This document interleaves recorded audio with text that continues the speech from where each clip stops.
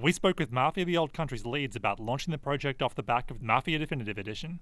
I think, anytime that you're able to start a project for pre-production kind of with a blue sky is really exciting. So, Alex and I spent, quite a bit of time working with art directors and other creative folks on the project to kind of explore, where we wanted to go with this game. And I think one of the things that we really latched onto was the greater lore in Mafia 1, where you have a number of characters who had taken the boat over from Sicily to ultimately lost heaven, right? It was really interesting to kind of explore like what could have been sort of the origin of, the Mafia universe as we understand it, set against this sort of historically realistic or plausible backdrop of the origins of the Sicilian Mafia, right? Which is very interesting. And it's not something I think that's been really explored in depth in popular media. We're all really familiar with Prohibition stuff or the post-Prohibition stuff that we've seen, or even the post-World War II stuff in Mafia 2. So this was really exciting. We got to look at,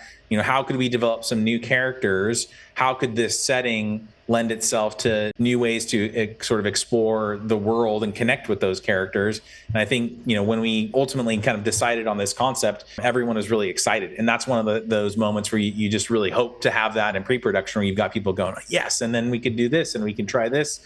And I think that's kind of where we started and what got us so excited about telling this story. I think specifically, it was about an extra year of pre-production to do that stuff over Mafia Definitive Edition.